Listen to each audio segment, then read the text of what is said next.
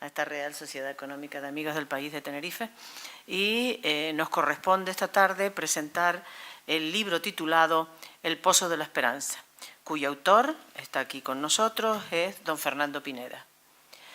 Fernando nació en Santa Cruz de Tenerife, cursó sus estudios de bachillerato con brillantes resultados académicos, y posteriormente se graduó en 2001 en la licenciatura de Ciencias Políticas y Sociología. En el verano en 2007 publicó su primer libro, Agresión y Política. En 2010 publica su segundo libro, un poemario titulado Los Argonautas. Y actualmente nos presenta hoy una novela que gira en torno al Irán actual. Fernando, cuando tú quieras, puedes comenzar.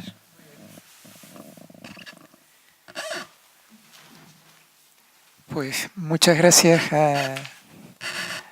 por estas palabras iniciales, y a los que se han acercado hoy también agradecerles que estén aquí, porque la verdad es que la situación de la literatura española hoy en día no es muy buena.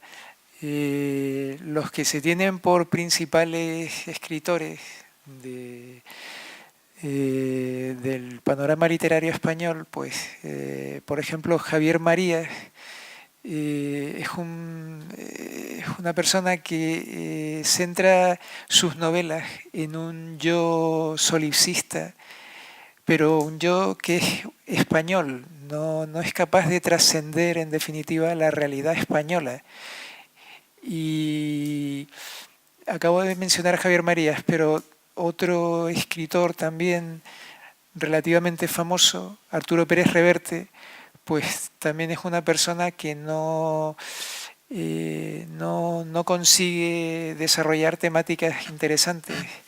Se queda muy limitado en lo que es, se queda muy limitado a lo que es el género de aventuras. Yo pienso que la figura del escritor hoy en día, como creador de ficción, pasa por un momento muy delicado. Me explico. Hoy en día una faceta muy importante de un escritor es la de crear ficciones que sean interesantes para el público, pero de alguna manera ese papel que juega el escritor como creador de ficción carece de relevancia hoy. La ficción está muy marginada en el ámbito literario español de hoy en día.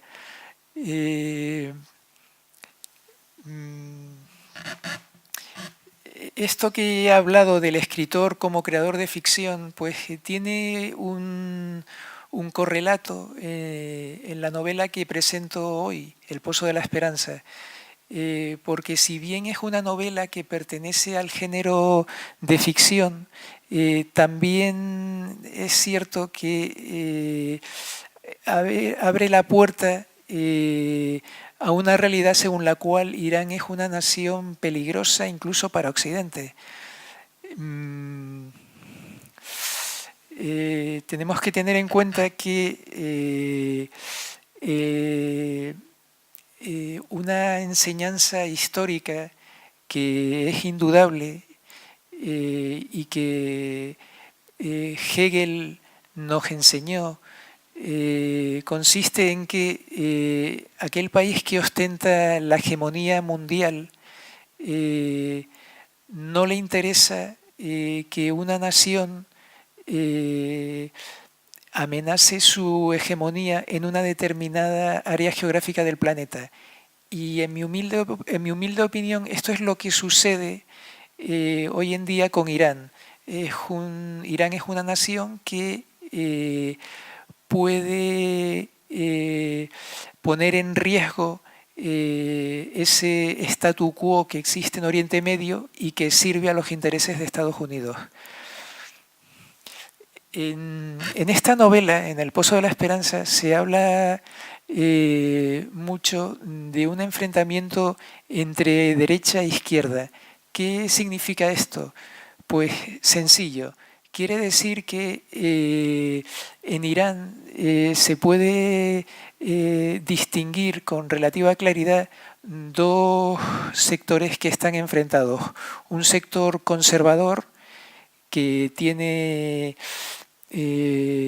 una línea bastante dura en lo que respecta a la observancia de los códigos islámicos, en lo que se refiere a vestimenta, etcétera, en todos los aspectos de la vida, y otro sector más progresista que estaría a favor de una apertura de Irán hacia Occidente. Este enfrentamiento entre una fuerza conservadora y una fuerza progresista se viene desarrollando en Irán desde hace bastante tiempo y todavía hoy perdura. Y es un enfrentamiento que se refleja en esta novela.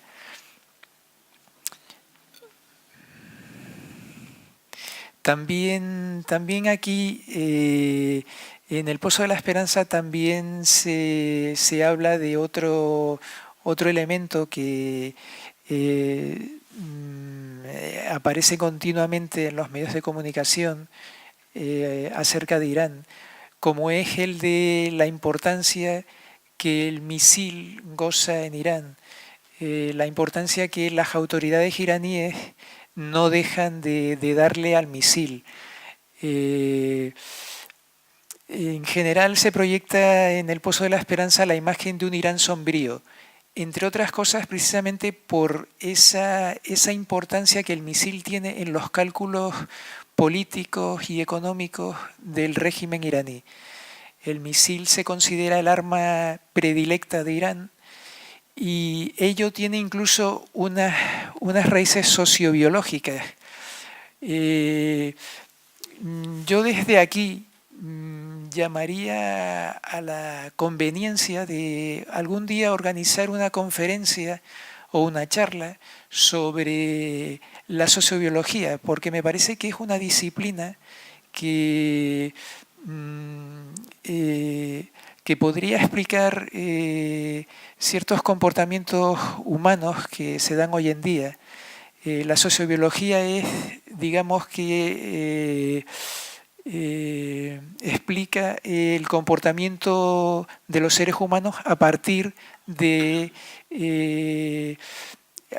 comportamiento que se observa en ciertas especies animales.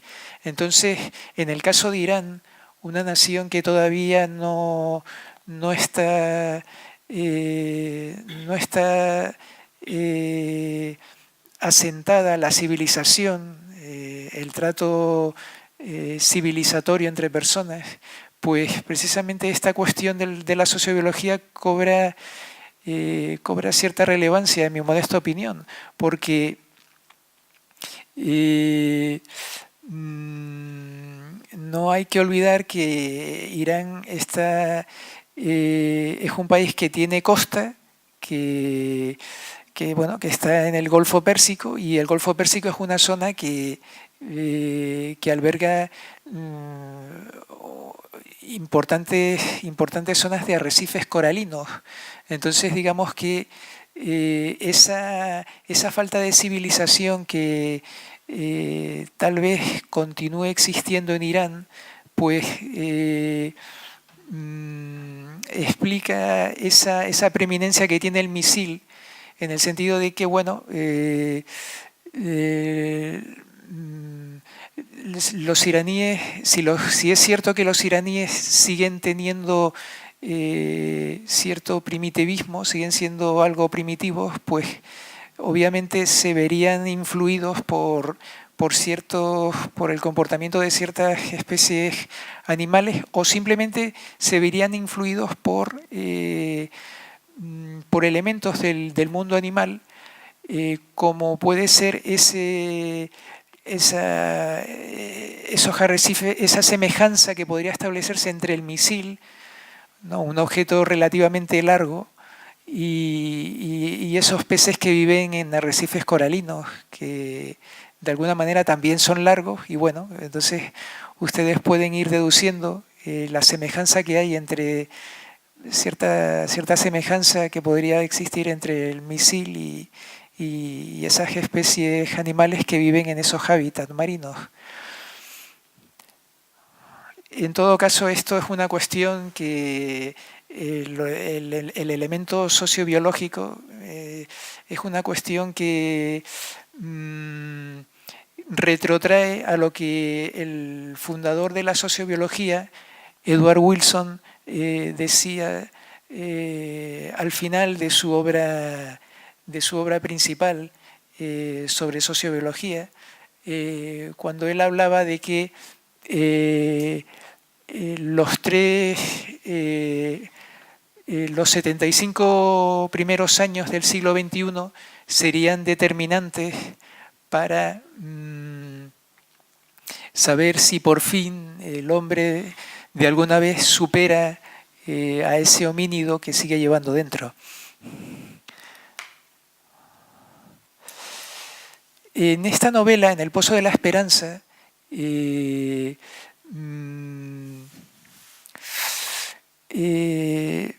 se refleja una realidad que no es del todo la que existe hoy en día en Irán. Cuando yo escribí esta novela fue en los años 2009 y 2010. Era una época en la que los iraníes todavía eran un pueblo primitivo, porque, por ejemplo, el gobierno del entonces presidente Ahmadinejad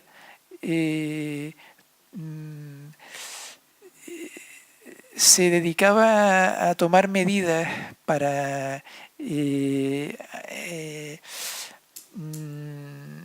eliminar ese sistema clientelista en el que está basado la economía de Irán. Dictaba medidas para eliminar ese sistema que se basaban en lo que era una eliminación de las subvenciones a los alimentos, a ciertos productos básicos que hasta entonces se encontraban subvencionados y que los iraníes prácticamente no tenían que pagar. Entonces, en aquella época, en los años 2010-2011, el gobierno de Ahmadinejad dictó una serie de medidas que atacaban un poco esas subvenciones que existen en la economía iraní y que son uno de los elementos que hacen que la economía de Irán esté fundada en un sistema clientelista y tenga todavía pues, ciertos elementos de atraso. Entonces, digamos que cualquier mente que observase lo que sucedía en Irán en aquella época, en los años 2010-2011, cualquier mente que estuviese fuera de Irán y mirase lo que sucedía allí, pues podía incluso prever esos actos del gobierno iraní, porque esa medida que tomó el gobierno del entonces presidente Ahmadinejad de suprimir los subsidios a ciertos productos básicos, era una medida que, bueno, pues precisamente porque la economía de Irán se basaba y se sigue basando en un sistema clientelista, pues era una medida que podía ser fácilmente deducida.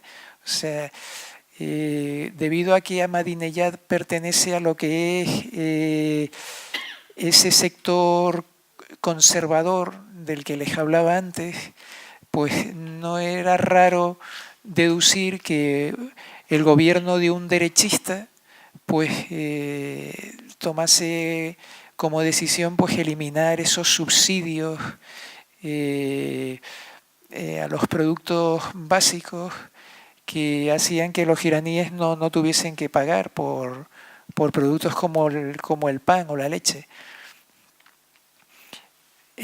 Todo esto yo creo que ha cambiado hoy en día. Ya no se pueden deducir con tanta facilidad las medidas que el gobierno de turno de Irán adopte, porque el desarrollo tecnológico de Irán hoy en día es bastante avanzado y realmente tiene que envidiar poco a la tecnología que hay en Occidente. También otro ejemplo que indica ese fin del primitivismo, fin parcial del primitivismo, la forma de disfrutar el ocio que tienen los iraníes. Los iraníes, pues, hace 10 años, en plena gran recesión, pues tenían por costumbre ir a las montañas a pasar sus ratos de ocio. Hoy en día, pues los iraníes, como cualquier otro pueblo moderno y avanzado, pues prefieren ir a los parques de las ciudades para divertirse.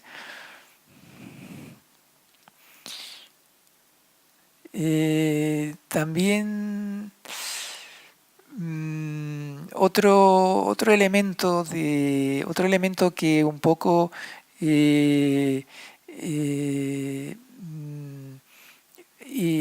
otro elemento que también indica que los iraníes pues han evolucionado y se han modernizado bastante, tiene que ver un poco dentro de lo que es el ámbito militar, con el hecho de que están en disposición de fabricar pronto aviones de combate que sean bastante modernos. En la gran recesión se generó una polémica porque desde Israel, sobre todo, siempre se criticaba a Irán en el sentido de que los iraníes no eran capaces de fabricar aviones. Pues bueno, hoy en día eso ya ha cambiado y no estamos muy lejos de ver el comienzo de fabricación masiva. Bueno, masiva no estoy seguro, pero bueno, no estamos lejos de asistir al comienzo de una fabricación de aviones de combate muy modernos y sofisticados en Irán, lo que ya un poco pues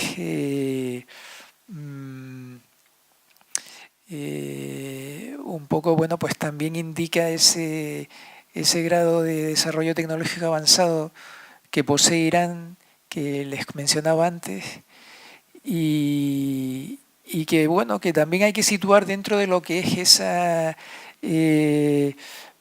esa perspectiva según la cual Irán es hoy en día una potencia militar de primer orden.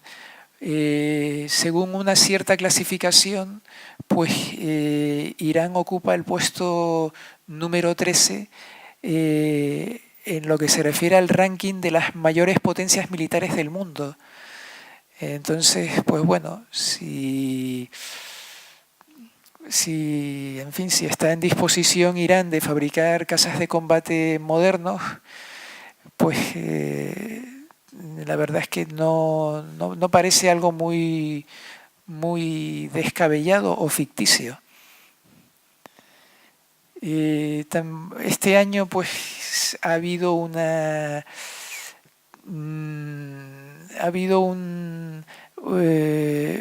de nuevo un renacimiento de esa polémica entre Israel e Irán en torno a quién fabrica los mejores casas de combate o a quién tiene un mayor dominio del aire.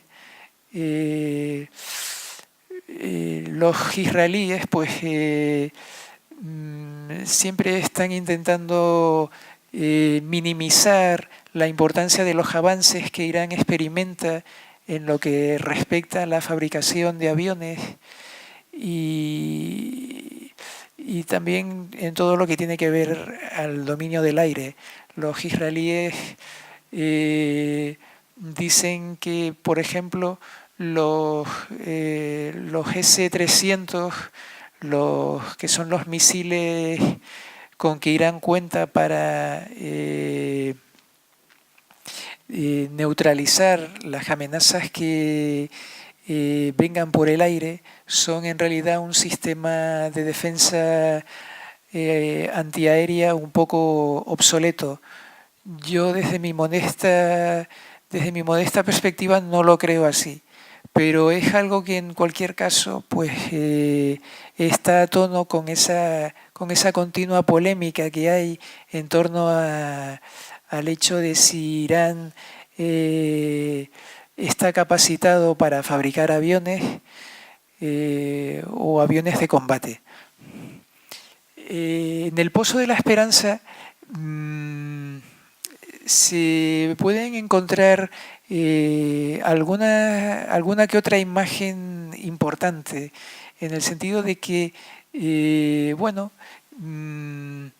lees algo y enseguida pues hay ahí una imagen. Hoy en día, con la cascada de imágenes con las que nos inundan los medios de comunicación, pues un poco la literatura pues se resiente de ello, se resiente de ese imperio de la imagen que existe hoy en día, y es algo con lo que el escritor tiene que lidiar. De alguna forma, yo creo que el escritor tiene que hacer frente a ese imperio de la imagen y bueno, pues de alguna forma en aquello que escribe, pues decir algo así como: yo también soy capaz de crear imágenes y también la literatura puede crear imágenes que rivalicen con las imágenes que desde los medios de comunicación nos lanzan.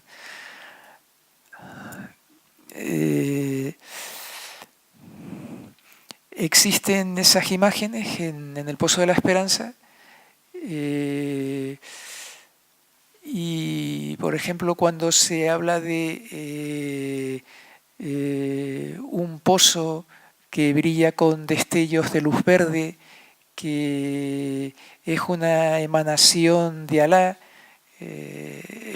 esa luz verde que brilla en un pozo, pues se dice que es emanación de Alá, y es una imagen que, bueno, que podría, en fin, que entra dentro de esa tónica, ¿no? de un poco de que la literatura también tiene que crear sus propias imágenes para abrirse paso hoy en día y hacer frente pues a la cascada de imágenes que se lanzan desde los medios de comunicación. Yo soy de los que piensan que una novela gana mucho si cuenta con unos personajes interesantes que sean capaces de cautivar al lector o a la lectora.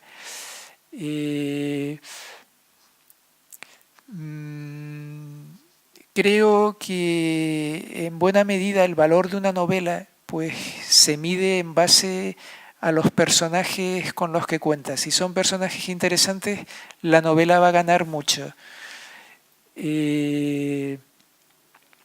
En esta novela, en El Pozo de la Esperanza, pues también he intentado crear una serie de personajes que cautiven al lector y lo seduzcan. Hay algún que otro personaje español que podría, pues bueno, despertar alguna que otra sonrisa en el lector, y también pues del lado iraní, pues también hay algún que otro personaje iraní que podría pues, despertar la curiosidad del que lee esta novela. Por último, pues quisiera terminar haciendo referencia a una polémica que hubo durante la Gran Recesión. No recuerdo el año en concreto, no recuerdo si fue en 2012 o en 2013. Una polémica que hubo en torno a unas palabras que pronunció el entonces Premio Nobel de Literatura Günter Grass.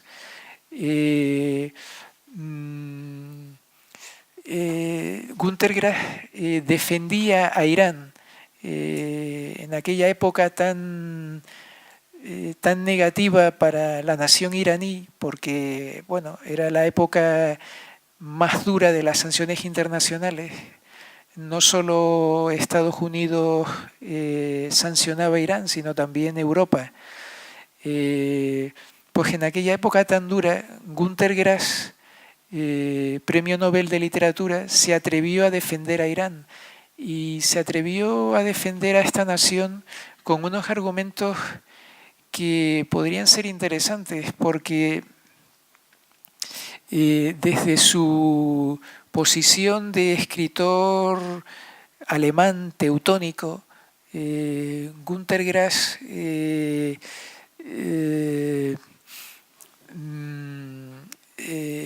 defendía el derecho de Irán como pueblo pues a tomar la senda de desarrollo que prefiriese.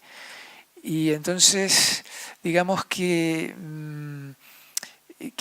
una persona como Günter Grass, y además desde la perspectiva en la que él se situaba, defendiese a Irán, pues es interesante porque significa que la derecha, teniendo en cuenta el pasado nazi de Alemania, la derecha mundial pues podría ver con buenos ojos ese desarrollo en el que Irán estaba inmerso en la época en la que Günter Grass habló sobre Irán, 2012-2013, y una senda de desarrollo que, bueno, que todavía hoy continúa. Y bueno, creo que ya con esto ya he terminado. Jorge, ¿quieres alguna pregunta? Yo tengo dos curiosidades, Fernando.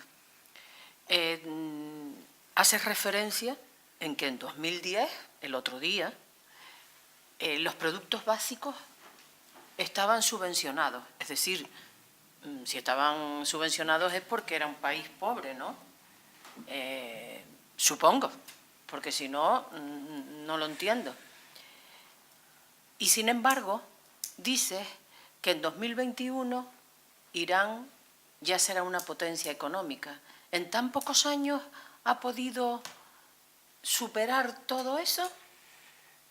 Es cierto que parece una contradicción, pero bueno, o sea, hay que tener en cuenta que es una superpotencia energética y bueno,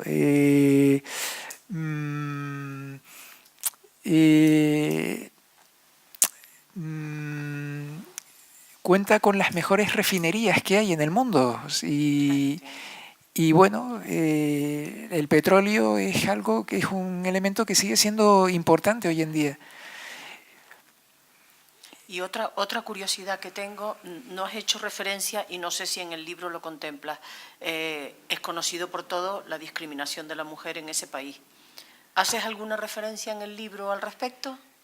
Sí, yo digo pues que, bueno,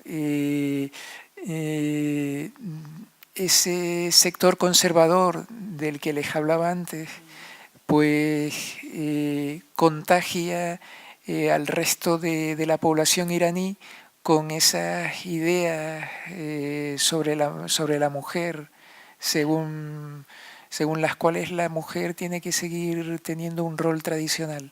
O sea que en ese sentido no cambia. Se hará una superpotencia, pero se seguirá pensando de esa manera hacia la mujer, ¿no? Eso es lo que yo sostengo, sí. Ya. Bueno, pues Fernando, enhorabuena. Te deseo muchos éxitos con tu libro y como escritor, pues terminas este, pero supongo que empezarás otro. O sea que mucho ánimo y a seguir produciendo. Muchísimas gracias. Pues nada. Muchas gracias y buenas tardes, Jorge.